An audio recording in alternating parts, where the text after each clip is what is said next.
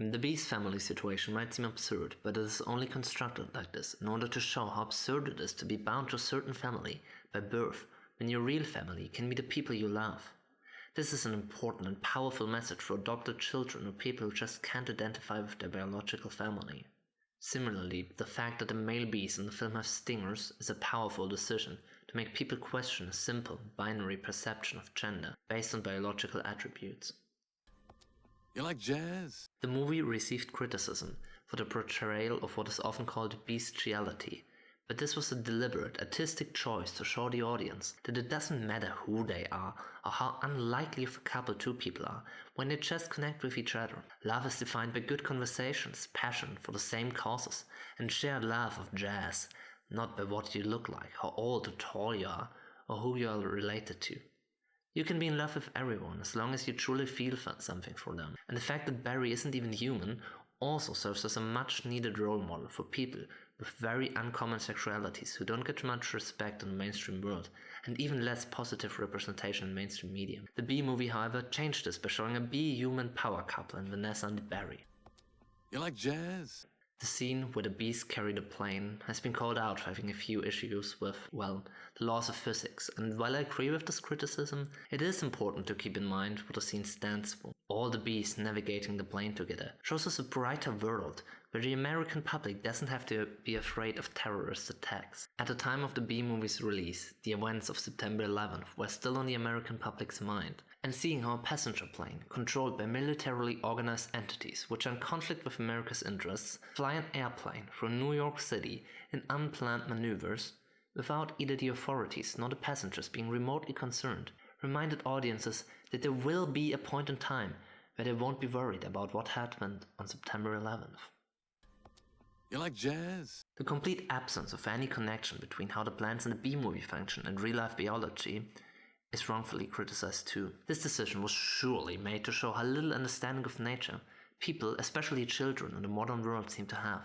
The lack of logic behind the plants in the Bee movie is so terrible that even the US with the least understanding of biology will notice its flaws and have a good instigation to research the real science behind it. Bee movie is doing our flawed school system's job here to educating the youth. You like jazz? The bees using the antennas for phone calls is another slight deviation from real-life biology that leads to some logical questions, but I'm here to answer the most important question. What was the Bee movie trying to say here? It is, quite obviously, a criticism of people's close connections with their phones. The bees serve as a warning here, having their phones turned into body parts.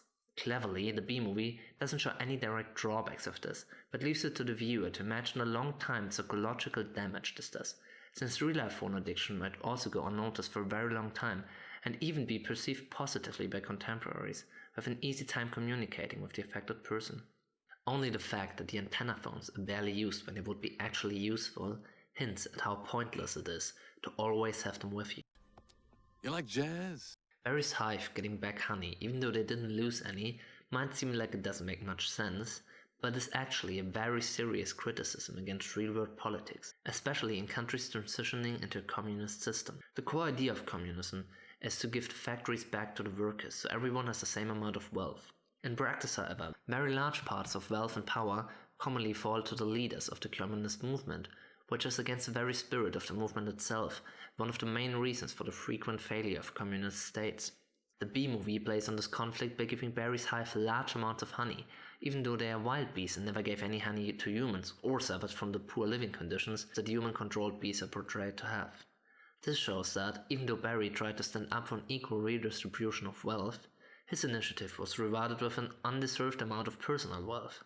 This inherent quality of capitalism to reward its critics with what it values most instead of punishing them is considered by many to be a main reason for the system's persistence and is portrayed in a very subtle and clever way by the Bee movie.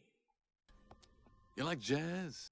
The rule of not talking to humans might seem bizarre at first, but it is actually a complex play in real-life segregation. Many bees live enslaved by humans and many more in close proximity to them. It seems very unlikely that the bees never try to enlighten humans about their almost equal intellect. To save their profits, the honey industry must have started a very thorough campaign against bees.